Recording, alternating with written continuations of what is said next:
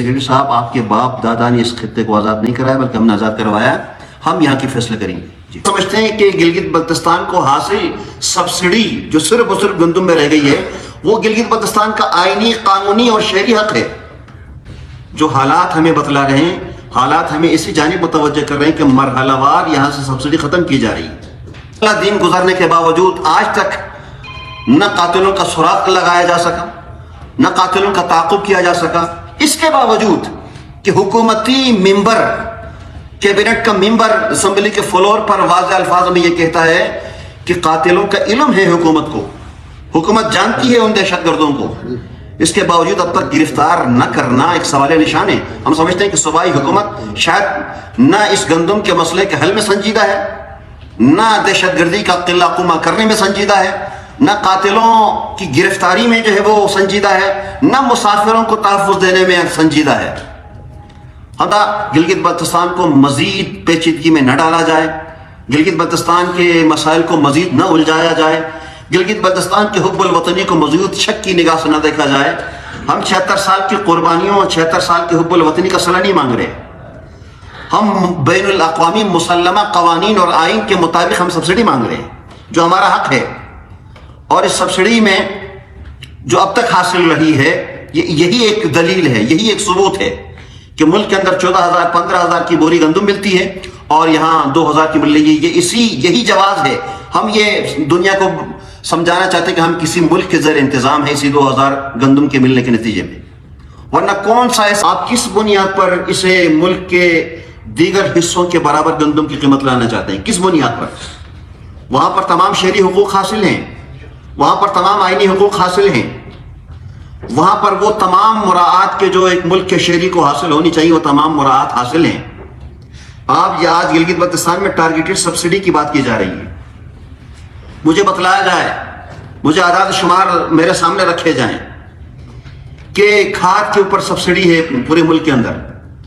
کیا وہ subsidy target لوگوں کو ملتی ہے یا اس ملک کے سرمایہ دار جاگیرداروں کو، زمینداروں کو بھی ملتی ہے؟ وہ سے بھی فائدہ اٹھا رہے ہیں. بہت ساری بجلی جو ہے وہ سبسڈی کی بنیاد پر فراہم کی جا رہی ہے. کیا وہ صرف غریب لوگوں کو دی جا رہی ہے یا پوش علاقوں میں دی جا رہی ہے؟ بہت سارے سے مثالیں ہمارے پاس ہیں کہ جن کو بھی ہم چھیڑنا نہیں چاہتے. لہذا جو ٹارگیٹڈ سبسڈی کا جو تصور پیش کیا یہ ایک مضحکہ خیز ہے. ہم کہتے ہیں کہ پورا گلگت بلتستان ٹارگیٹڈ ہے. جب تک کہ اس کی آئینی حیثیت کا اعلان نہیں کیا جاتا، اس کا تعین نہیں کیا جاتا، پورا گلگت بلتستان خصوصی حیثیت رکھتا ہے اور پورا گلگت بلتستان ٹارگیٹڈ ہے. کہ جہاں پر پورے ملک کے اندر گندم کی قیمت کچھ اور ہے، گلگت بلتستان کے اندر سبسڈی دی جا رہی ہے. وہ کس بنیاد پر ہے؟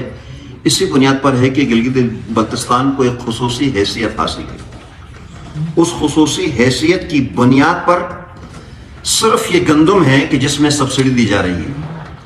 آج گلگت بلتستان کو جو خصوصی حیثیت حاصل ہے وہ صرف گندم کی قیمتوں میں ہے، جبکہ 1948 کے معاہدہ کراچی اور اس کے بعد اقوام متحدہ کی قراردادوں کی روشنی میں جو اس گلگت بلتستان کو مراعات ملنی چاہیے تھیں، جو خصوصی حیثیت اسے یقینی بنانی تھی، اسے یقینی نہیں بنایا گیا.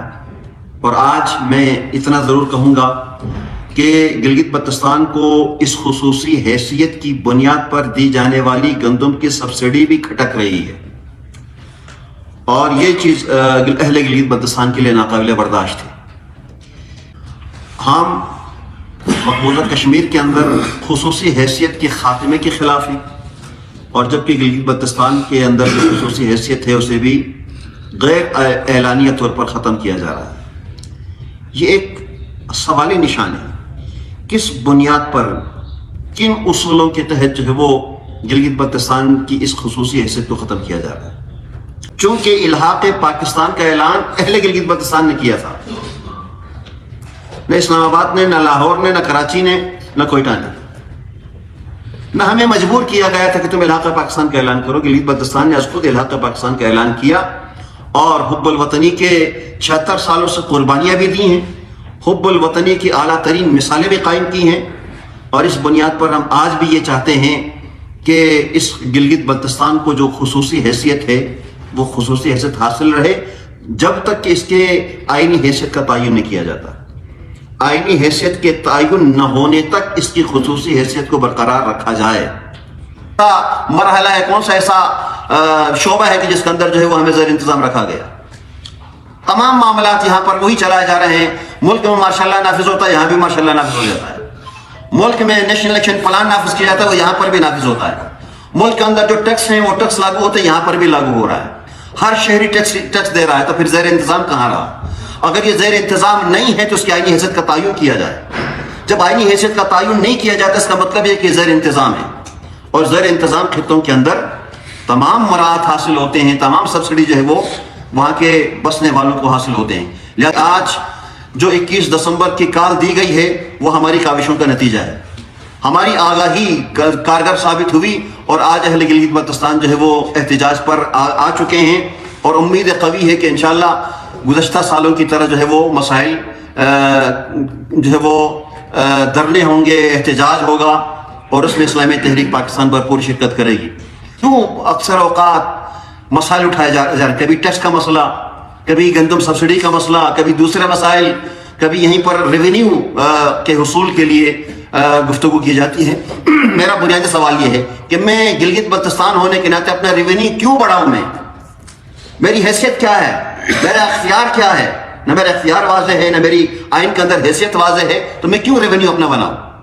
میرے یعنی گھر کے اخراجات کسی ملک کے ذمے ہیں, میرے گھر کے اخراجات کسی ریاست کے ذمے ہیں, میرے تمام معاملات جو ہے وہ زیر انتظام ہونے کے ناطے, لیکن اس کے باوجود چونکہ اس ملک کے شہری ہیں, اس ملک کی آبیاری میں, اس ملک کے نقشے کو بڑھانے میں, اس ملک کو ایک یعنی اعتماد ترین دوست چین دینے میں گلگت بلتستان کا کردار ہے.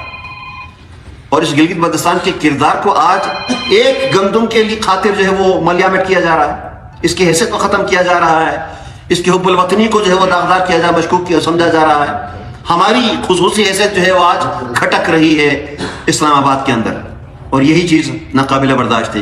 اس کے بعد